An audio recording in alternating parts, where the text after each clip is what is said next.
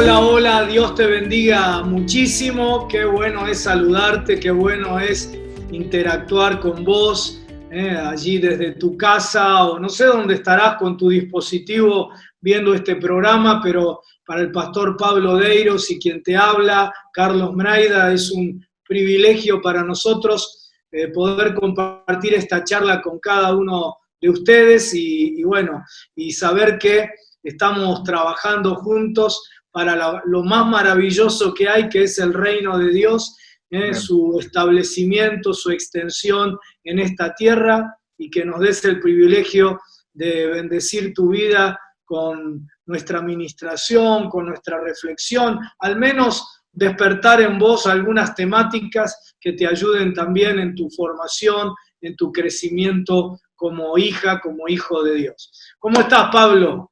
Muy bien, Carlos, contento. Creo que estos programas nos están ayudando a nosotros también a crecer, a madurar y disfrutar de algo que durante muchos años hicimos juntos, ¿no? 20 años de conversaciones, algunas en público, pero yo diría que la mayor parte de ellas en privado, cuando nos reuníamos a orar juntos como pastores de la Iglesia del Centro, en nuestros retiros, largas horas, a veces días, buscando la dirección de Dios, y allí se armaban estos diálogos de gran enriquecimiento mutuo, ¿no? Qué bueno. Y nos pasaba algo muy, muy lindo antes de entrar en el tema, pero forma parte de esta intimidad que queremos generar también con vos que nos estás viendo, porque somos familia del Señor. Y es que muchas veces después terminaba yo diciendo cosas que había dicho Pablo y Pablo diciendo alguna cosa, no tantas él como yo de él, pero diciendo cosas que yo había dicho. Y no sabíamos bien quién de los dos había sido el origen del comentario, de la reflexión o de lo que sea, ¿no? Fueron tiempos y son tiempos porque ahora lo estamos recreando en esto de la recreación del libro de Génesis, estamos recreando la posibilidad de la reflexión que tanto bien nos hace, ¿no? Uno no siempre encuentra lamentablemente interlocutores que lo desafíen a uno en el pensamiento, que le ayuden a uno a crecer, que no solo le afirmen lo que uno cree, sino que expandan nuestra comprensión y aún transformen, cambien nuestra manera de pensar. Así que esto es una verdadera bendición. Estamos trabajando con la Biblia de la Nueva Reforma como bosquejo. No estamos siguiendo el texto literalmente de las introducciones, ni de las notas, ni de todos los recursos maravillosos que tiene la Biblia de la Nueva Reforma, al pie de la letra, sino tomando el bosquejo y bueno, nosotros tratando de actualizarlo a este tiempo especial del mundo, de la Argentina, de América Latina, de manera tal que bendiga tu vida. Pero te queremos recomendar la Biblia de la Nueva Reforma. Para los que no lo saben, el editor general de la Biblia es el pastor Pablo Deiros. Yo escribí las introducciones a los distintos libros de la Biblia, introducciones de tipo proféticas, que tienen que ver con esto que estamos charlando de la renovación permanente de la iglesia. La podés conseguir entrando a la página, a la web de Editorial Peniel, y allí te van a decir de qué manera en este tiempo donde no se puede ir a la librería, podés conseguir un ejemplar de la Biblia de la Nueva Reforma, ¿no? Me sorprende la cantidad de pastores y de líderes en toda América Latina que me dicen, estamos leyendo la Biblia que hicieron con Pablo todos los días, ¿no? Comentaba en un programa anterior que me decía Jorge Sénegual, Osvaldo Carníbal, bueno, tantos, ¿no? Marco Brunet me decía, estoy muy alineado con tu pensamiento porque leo todos los días la Biblia de la Nueva Reforma. Bueno, aquí tenés la oportunidad vos también de poder estudiar la palabra de Dios, leer el texto inspirado por el Espíritu, con algunas reflexiones de nuestra parte. Y Pablo, quiero preguntarte por otra cosa. Decime, ¿qué es esto? Ah, extraordinario. El comentario bíblico hispano 2.0, publicado también por Editorial Peniel. Se trata de un comentario del Nuevo Testamento. Va a salir o está saliendo en 13 volúmenes grandes. Ya están publicados Mateo, Marcos, Lucas y Hechos. Están yendo a imprenta Juan y Romanos. Y bueno, seguirán apareciendo Gálatas, Efesios, Primera, Segunda Corintios, por supuesto, y todo, son 13 volúmenes. Los comentarios van entre las 400, 450 páginas a 800, 850 páginas cada uno.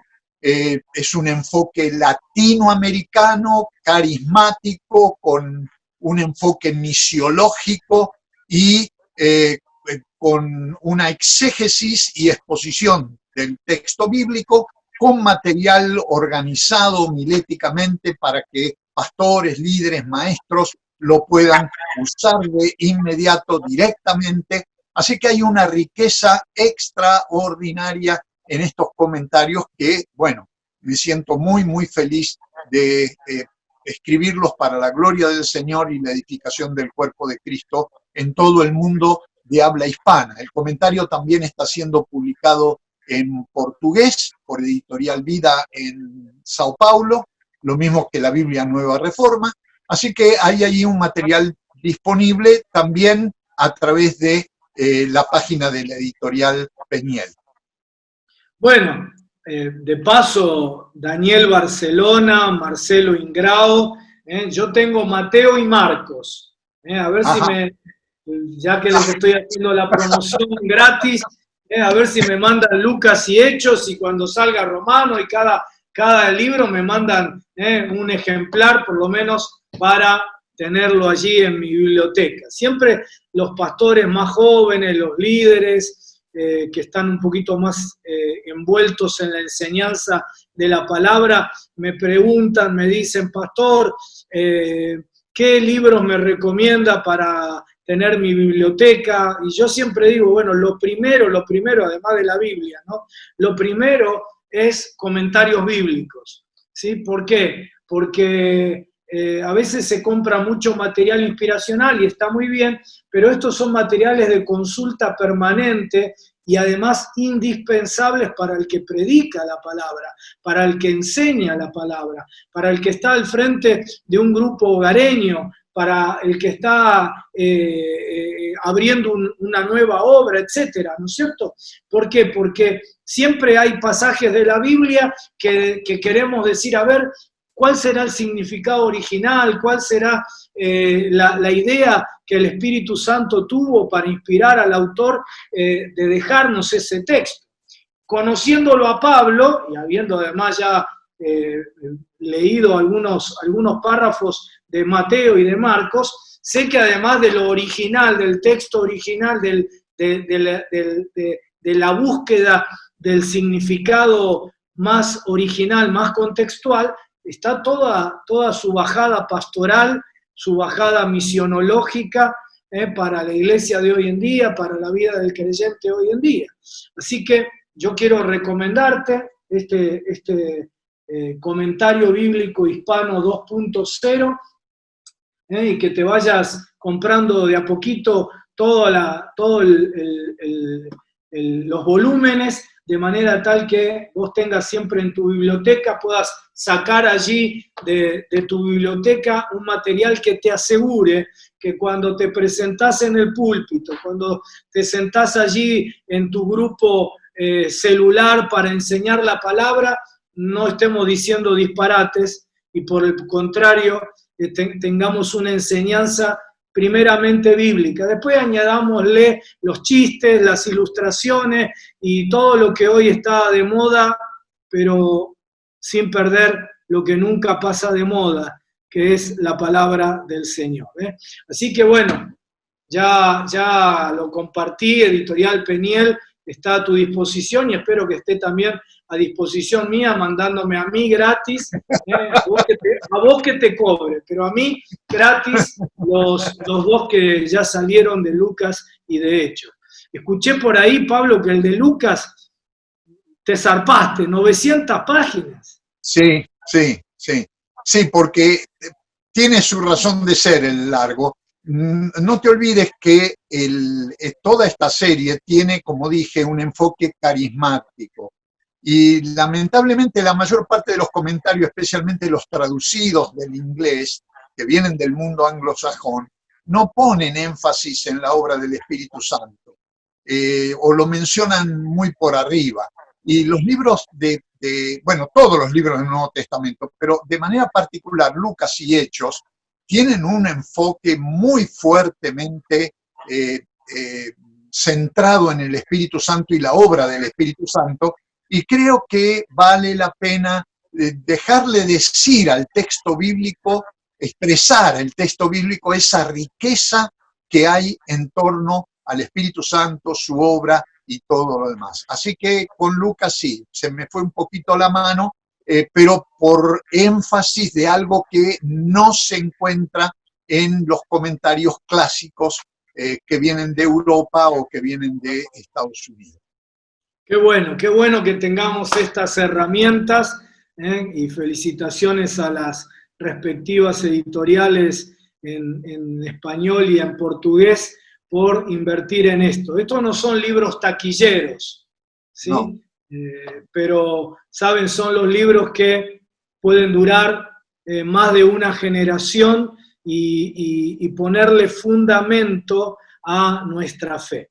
Bueno, pero ¿qué te parece si vamos a Génesis? Nos salimos un poquito del Nuevo Testamento y nos volvemos a Génesis. Estamos viendo el libro de Génesis con las lentes de la recreación como parte de la misión de la iglesia. No recreación como diversión, sino recrear, como restaurar la creación del Señor. Y hoy quiero poner énfasis en un versículo, Pablo, que está en Génesis capítulo 3, versículo 9, después del fracaso del ser humano, del hombre y de la mujer, el Señor le pregunta a Adán, ¿dónde estás vos? ¿Dónde estás? ¿No? Y quiero que pongamos énfasis en la realidad del ser humano que hoy no sabe muy bien dónde está, no sabe cuál es su identidad, hacia dónde va, cuál es su propósito, ¿sí? Y que por consiguiente, por no tener claro estas dos dimensiones esenciales del ser, que son la identidad y propósito, vive bajo tremendos sentimientos, con marcas que realmente le lastiman, le impiden desatar su potencial en la vida, vivir en plenitud, ¿no? Mencionaba en el programa pasado, cuando anunciaba lo que íbamos a hablar hoy, que hoy caracteriza al ser humano, marcas como orfandad, soledad, angustia, crisis de pánico, crisis de ansiedad, depresión, apatía, autorrechazo, sentimientos de inferioridad, vergüenza, culpa, etc. Quiero que nos compartas algo de esto que te voy a introducir, Pablo. La palabra griega, la palabra en el Nuevo Testamento para salvación, que se traduce como salvación, es la palabra sozo, o el verbo sozo, pero no es un concepto limitado a una salvación de ultratumba, ¿verdad? Exactamente. El concepto tiene que ver con una restauración integral del ser humano o de aquello que es objeto de esa salvación. De hecho, el verbo se usa en el Nuevo Testamento para referirse a la salvación como la nueva vida que Cristo trae a aquel que, arrepentido de sus pecados, pone su fe en él. Eso se llama salvación. Pero también salvación tiene que ver con la restauración de la salud en el cuerpo. el verbo sozo se utiliza en relación como, digamos, con el significado de sanidad. Y salvación es también salvación de un peligro, de una amenaza, de algo que atenta contra la integridad de la persona. Es decir, es un verbo muy, muy rico, pero que a la luz del uso que se le da en el Nuevo Testamento, nos habla de una salvación integral. Estuvimos hablando en programas anteriores, también con referencia a Génesis, de que el ser humano es un ser que está en relación, primero con su creador, con Dios, segundo consigo mismo, tercero con el prójimo y cuarto con la naturaleza, con el mundo en el que Dios lo colocó. Cuando salimos del capítulo 1 de Génesis y pasamos al capítulo 2 y vamos al capítulo 3, el capítulo 3 es uno de los más amargos de toda la Biblia, uno de los más tristes, de los más trágicos de toda la Biblia. ¿Por qué? Porque esa armonía, ese shalom que había entre el ser humano, la criatura humana con su creador, consigo mismo, con el prójimo y con la naturaleza, se ve quebrada, todas esas relaciones se ven quebradas por el fracaso del ser humano al desobedecer a Dios. Y ahí arranca una neurosis básica que sigue afectando todavía hoy al ser humano. Desde un punto de vista psicológico o psicoterapéutico, uno podría decir o definir la neurosis como una negación de una realidad que se conoce, ¿verdad? La neurosis no es psicosis, de alguien que se salió de la realidad. La neurosis es alguien que está en la realidad, pero que niega esa realidad, sabiendo de cuál es la realidad. Entonces, ¿qué pasa con este ser humano? Este ser humano creado por Dios niega a Dios, niega su existencia o simplemente rompe la relación con Dios. Este ser humano, que tendría que ser un ser humano en armonía, plenamente integrado, niega esa integración, niega su propia identidad, se comporta como un animal, dando rienda suelta a sus instintos, se comporta como una contradicción, viviendo sujeto a una serie de prejuicios, de traumas, de fobias, de todo tipo de temores, niega su relación con el prójimo. De hecho, el capítulo 4 de Génesis empieza con el asesinato que Caín comete con su hermano Abel, y la armonía con la creación se transforma en un caos. El propio capítulo 3 dice, con dolor o con el sudor de tu frente te ganarás el pan, cuando en el capítulo 2 recogía los frutos que Dios le había dado con total comodidad. Entonces empiezan estas contradicciones, estas neurosis que interrumpen, que rompen el orden de armonía que Dios había creado para el ser humano a partir del fracaso del ser humano de vivir en armonía primero con Dios, luego consigo mismo, con el prójimo y con la creación. Y acá es el drama en el que todavía hoy nos encontramos. El ser humano es un ser humano alienado, es un ser humano neurótico, casi yo diría por naturaleza, ¿verdad? Algún escritor famoso habló sobre la neurosis de nuestro tiempo, metiéndonos a todos en el paquete de esa neurosis, y vivimos en esta secuencia de contradicciones que desde un punto de vista humano no tienen solución. Lo hemos intentado de mil maneras, ¿verdad? Y seguimos intentándolo, pero no tiene solución, pero que gracias a Dios los cristianos sabemos que sí tiene solución en Cristo, que nos reordena, nos reorganiza, nos recrea, ¿verdad? Y nos vuelve a poner en armonía con Dios, reconciliados pues con Dios, tenemos paz para con Él por medio de nuestro Señor Jesucristo. Y nos reconcilia con nosotros mismos, nos reconcilia con el prójimo, nos reconcilia con la naturaleza, como comentábamos en el programa anterior.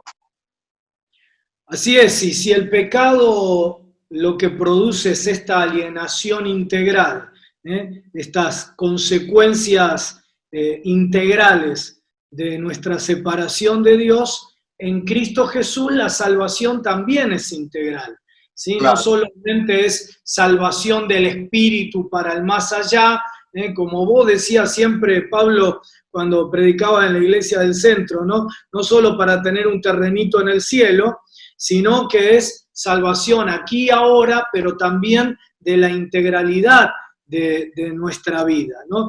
Es decir, sanidad del espíritu, sanidad del alma o sanidad interior, sanidad de la mente, sanidad del cuerpo, sanidad de lo material, de lo relacional, etcétera, ¿no? De todo lo que tiene que ver con la realidad humana.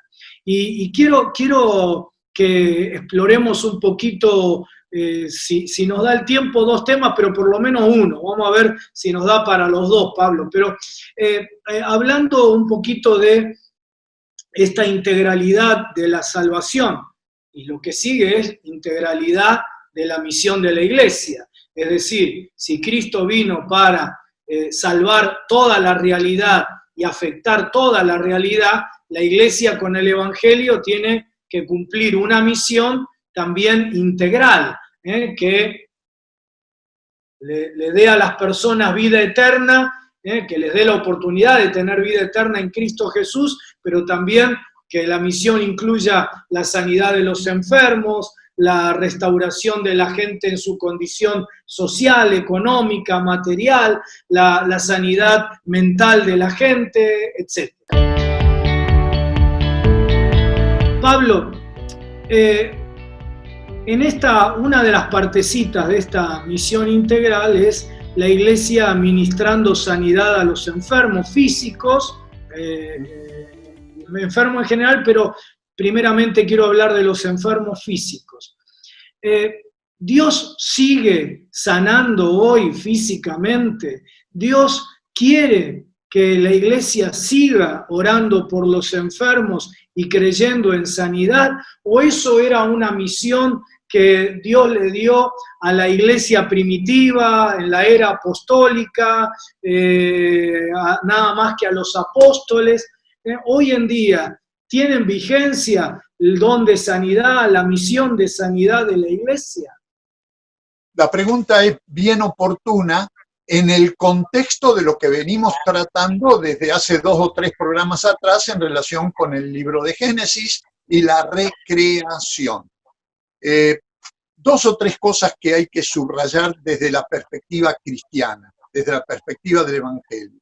La primera es que la responsabilidad de ministrar sanidad integral, no solo física, integral, es una responsabilidad que tiene la iglesia hoy como la tenía la iglesia de Jerusalén el día de Pentecostés. Esta responsabilidad es parte integral y explícita de la misión de la iglesia. Cuando Jesús llama a los 12 apóstoles, los primeros que estuvieron como testigos de él al lado de Jesús y tuvieron el privilegio de vivir con él, escucharlo, tocarlo, comer con él y todo lo demás, Jesús los manda, a poco tiempo de haberlos reunido, los manda en misión. Dice que Jesús los envió y los envió de 2 en 2. ¿Cuál fue la misión que les dio?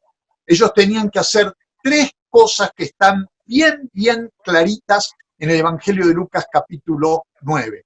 Primero, tenían que proclamar el Evangelio del Reino. Segundo, sanar a los enfermos. Y tercero, echar fuera demonios. Estas 3 tareas que ellos debían hacer en el nombre de Jesús, proclamar el Evangelio del Reino, es decir, que en Jesús el reino de Dios ya se había establecido, sanar a los enfermos y echar fuera demonios, es la misma misión que Dios después les da, capítulo 10 de Lucas, a los 72, que también mandó de 2 en 2 a cumplir la misma tarea. Ir de pueblo en pueblo antes que llegara Jesús, a proclamar el Evangelio del Reino, sanar a los enfermos y echar fuera demonios. Cuando Jesús se despide y después de la resurrección, cuando Jesús le da la gran comisión a la iglesia, ya no solo a los 12, no solo a los 72, sino a todos los creyentes, Jesús ¿a qué los manda?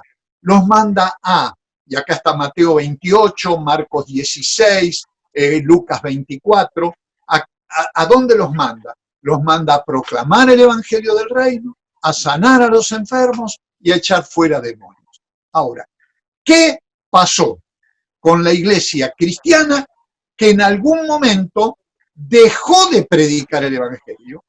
Y especialmente en la modernidad, en los últimos 3 siglos, dejó de sanar a los enfermos y especialmente dejó de echar fuera demonios. Dejó de predicar el evangelio cuando la iglesia se institucionalizó y la salvación ya no estaba más en Cristo, sino en la iglesia. Durante toda la Edad Media, la gente iba al templo a recibir los sacramentos para ser salva, a confesar sus pecados para que el sacerdote les limpiara los pecados. Y Cristo ni figuraba. No se predicó más el evangelio porque ahora estaban los sacramentos de la iglesia como medios de gracia para más o menos traer algo de salvación. Y si no estaba seguro, inventaron el purgatorio, donde por ahí, con un poco de suerte y viento a favor, los pecados que todavía te quedaban, más o menos con cierto sacrificio y sufrimiento, te los podía sacar de encima. Pero Cristo, la proclamación del evangelio desapareció. En las iglesias protestantes, lamentablemente, Lutero, Calvino y otros reformadores siguieron el pensamiento de San Agustín y comenzaron a negar la actualidad y vigencia de los dones del Espíritu Santo, entre ellos el don de sanidades. Entonces, la teoría cesacionista, que de alguna manera la tenía Agustín, aunque él a último momento cambió su manera de pensar, lo afectó a Lutero, que era un ex monje agustino, y de rebote a Calvino y a otros reformadores que llegaron a pensar que ya los dones no eran necesarios y no se daban. Y esta idea fue regada suficientemente por el iluminismo del siglo XVIII, el racionalismo típico de la modernidad, el cientismo del siglo XIX, y entonces los dones de sanidades y las sanidades en las iglesias evangélicas desaparecieron, como desaparecieron y especialmente la liberación de demonios, de personas demonizadas. Cuando en la segunda mitad del siglo XIX y primera mitad del siglo XX se desarrollan la psicología, la psicoterapia, el psicoanálisis y todo lo demás, y especialmente el gran boom de la medicina analógica, entonces todo esto prácticamente desaparece. ¿Qué hacemos los evangélicos?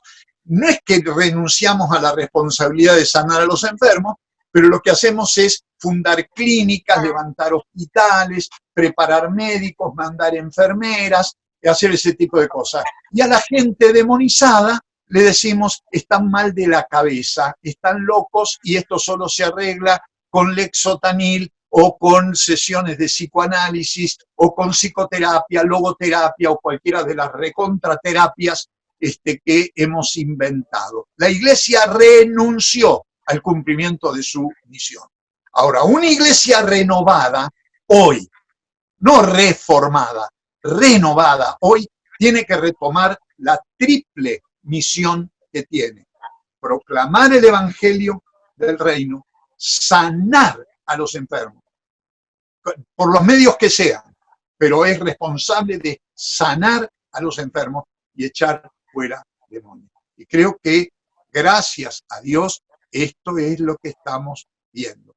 Un enfoque integral, soso, el verbo griego, soso, al tratamiento del ser humano, descompaginado, alienado, triturado, quebrado, ¿no es cierto?, por la desobediencia y el pecado. Y tratar de reconciliar, restaurar, sanar todos esos elementos de manera de lograr un ser humano que pueda vivir una vida humana, verdaderamente humana, como la vida que Cristo prometió. Yo he venido para que tengan vida y para que la tengan en abundancia. Una vida plenamente humana en todos los aspectos, en cuerpo, alma y espíritu, como vos señalabas hace un rato.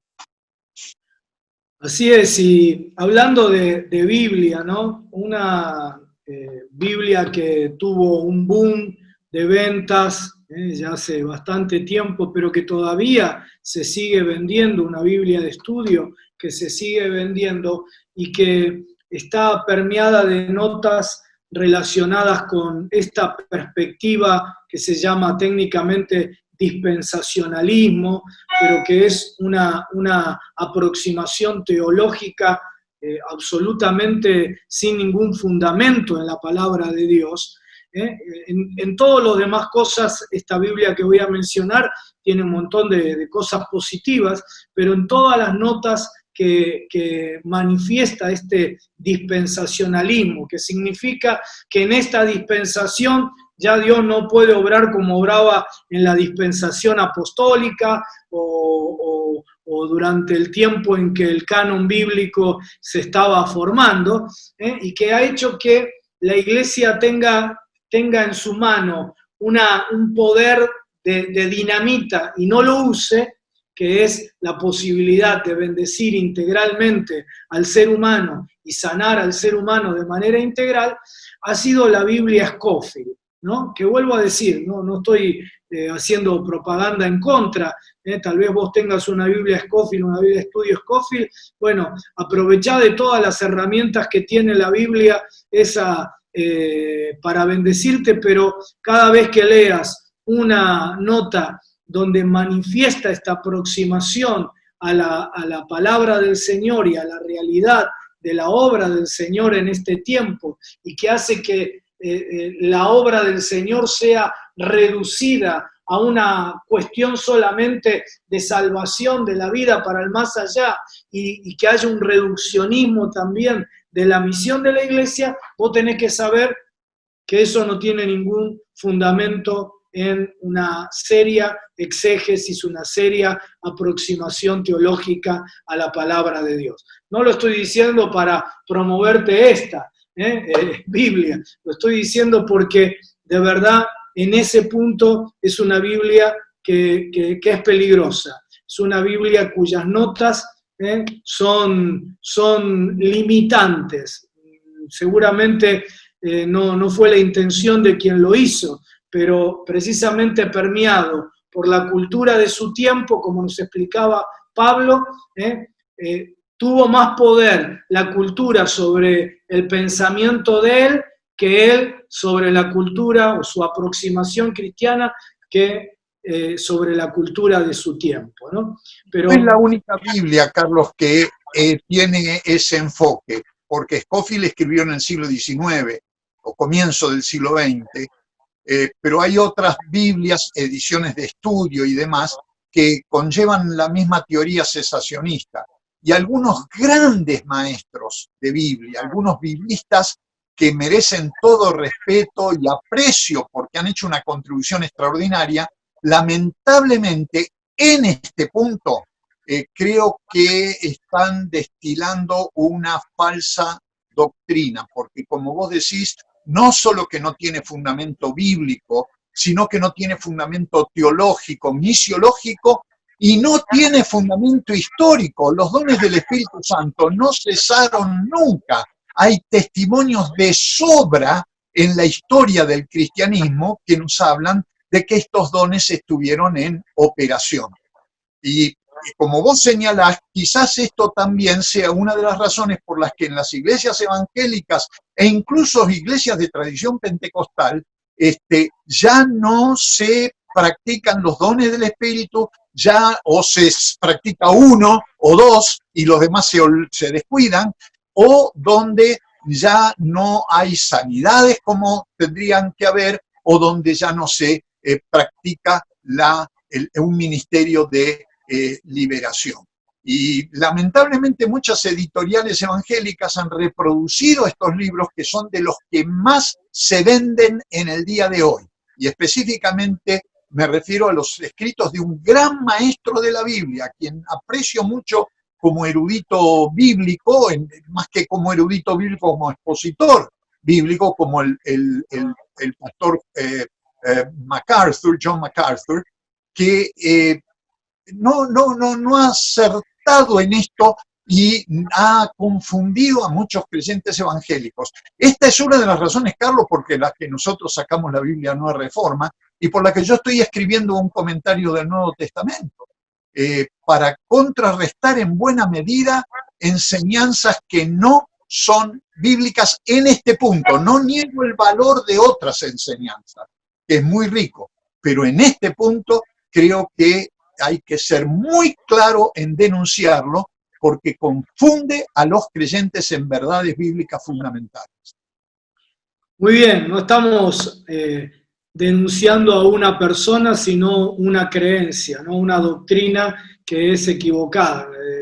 Las personas que hemos mencionado son hermanos en Cristo, son siervos de Dios, vamos a compartir la eternidad con ellos. No cuestionamos el resto de las enseñanzas, pero en este punto no es una falsa doctrina, sino una doctrina equivocada, una enseñanza equivocada. No hay una motivación falsa, sino una enseñanza equivocada, ¿no es cierto? Y prueba de ello, ¿sabés cuál es? ¿Sabés cuál es la prueba más importante de ella? Que Dios sigue sanando a la gente cada vez que oramos, ¿sí? Como Dios lo va a hacer en este momento, porque vamos a cerrar en un par de minutos, vamos a cerrar orando por tu vida. Si algún enfermo nos está viendo, o si tenés un ser querido enfermo, ¿sí? Queremos que actives tu fe, actives tu fe. Jesús no vino para responder a una partecita de la problemática humana. Él es todopoderoso y Él vino a responder a toda la problemática humana, ¿sí? Y Isaías 53 dice, ciertamente Él llevó nuestras enfermedades, nuestras dolencias y enfermedades, y por su llaga somos sanados. Y como para evitar que a cualquiera de nosotros se nos ocurra espiritualizar ese pasaje y decir, bueno, es una manera de hablar del pecado y de los problemas espirituales y nada más, Mateo, cuando habla de Jesús sanando a los enfermos, cita Isaías 53 y termina diciendo que todos eran sanados y que todos los oprimidos por Satanás eran liberados por el Señor. ¿Sí? Así que te animamos a que actives tu fe ahora y que hagas dos cosas. La primera, Pablo y yo en el poder del acuerdo vamos a orar ahora por tu sanidad física, por tu sanidad mental. Yo quería entrar un poquito más también en el tema de sanidad mental, que es un área todavía más descuidada por la iglesia hoy en día, sobre la cual precisamente porque no le hemos prestado atención, no tenemos suficiente revelación de Dios de cómo sanar a los enfermos mentales, ¿sí?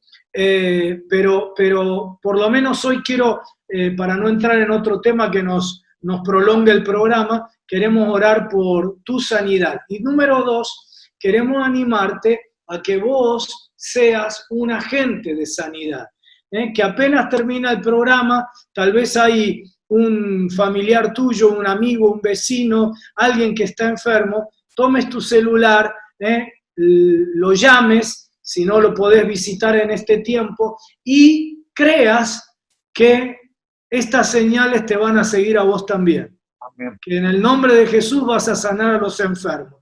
Viene una iglesia con una misión horizontal, no solo los grandes hombres de Dios, los pastores, toda la iglesia ministrando a las necesidades integrales de la gente. Así que ahora hablo de sanidad, pero si tu amigo, tu familiar, tu vecino tiene otra problemática, cree que Dios te va a usar para dar una palabra de aliento al que está desanimado, para levantar a alguien de la depresión, para cortar una cadena del enemigo que está oprimiendo a ese ser querido, para lo que sea.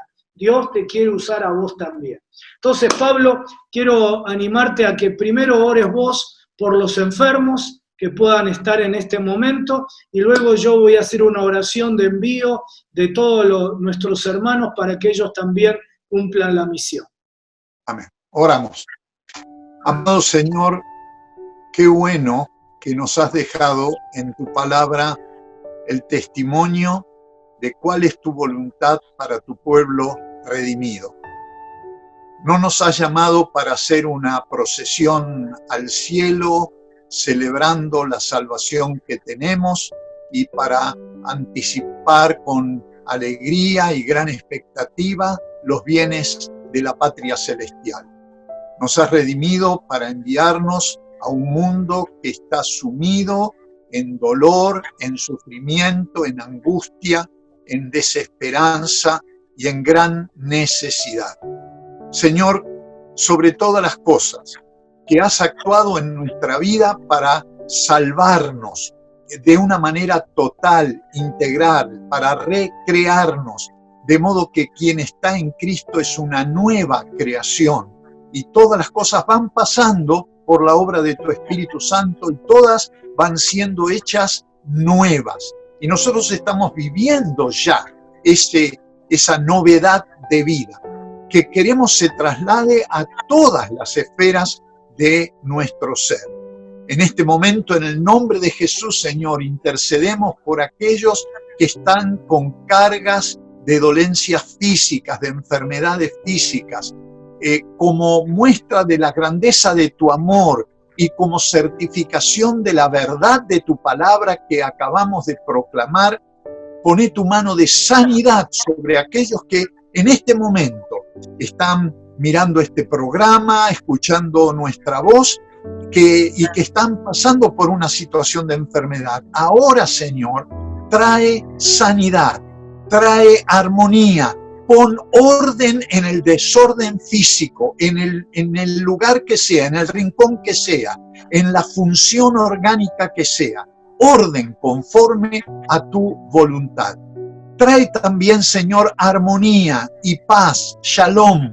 Aquellos que en estos días de pandemia, de cuarentena, en el nivel que sea, están sintiéndose solos, angustiados, desesperados, llenándose de fobias, de temores infundados, de desequilibrios emocionales que están poniendo en riesgo no solo su integridad emocional, sino también su integridad física. En el nombre de Jesús, dales paz, un baño de paz, un baño de seguridad, de tranquilidad. Pon los pies de ellos, oh Dios, en la roca firme que es Cristo. Dales un sentido de seguridad que esté fundado en el cuidado tuyo. Que entiendan que para un hijo, una hija de Dios, nosotros estamos escondidos en Cristo, en Dios, y no hay circunstancia, no hay peligro, no hay amenaza que nos pueda alcanzar cuando en fe nos mantenemos allí, en Cristo, guardados por la abundancia de tu amor.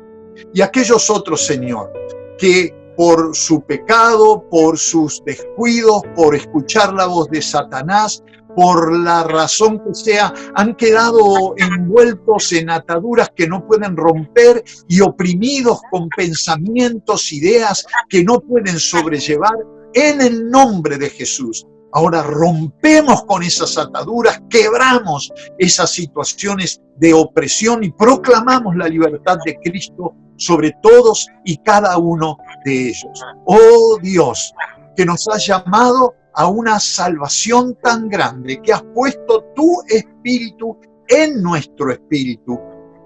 Toma control de toda nuestra vida, de nuestras emociones, de nuestra voluntad, de nuestra mente, de nuestros sentimientos y pensamientos y de nuestro cuerpo para la gloria de tu nombre.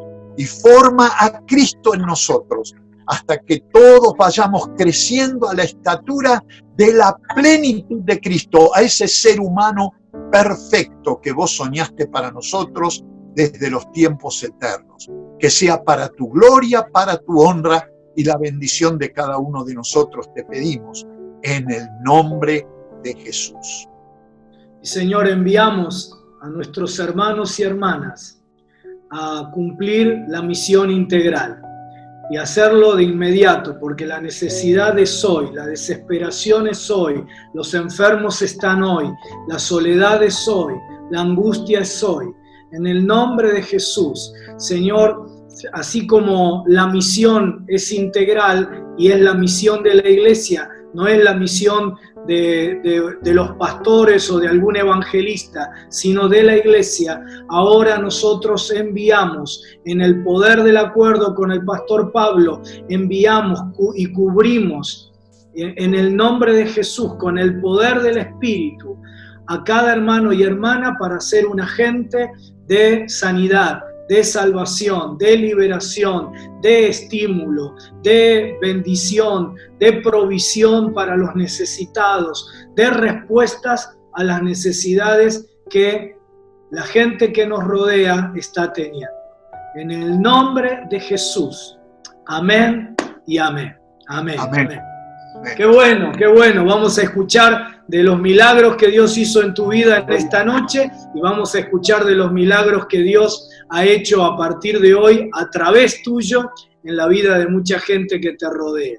Una sola aclaración más para que todos estén seguros de lo que pensamos. Estamos agradecidos a Dios por todos los recursos humanos y naturales que Él nos da, médicos, psicólogos, psiquiatras. Yo quería preguntarle a Pablo algo sobre salud mental, porque él es hijo de un psiquiatra, ¿no? Así que también de eso sabe mucho, pero agradecidos por todas las disciplinas humanas, sobre todo cuando son ejercidas por gente llena del Espíritu Santo, que prioriza primero cristiano, después médico, primero cristiano, después psicólogo, primero cristiano, después pastor, lo que sea, ¿sí? Pero además de eso, decir que nos aprovechamos de todos esos recursos y damos gracias a Dios por eso, pero sin olvidar que nosotros tenemos recursos sobrenaturales, no solo naturales, sobrenaturales, y que ninguno de las posibilidades humanas reemplazan la misión que el Señor nos mandó a cumplir como iglesia, ¿sí? Desatando, liberando esos recursos naturales. Te bendecimos, que el Señor te bendiga mucho, mucho, mucho, y nos vemos en el próximo programa de Odres Nuevos.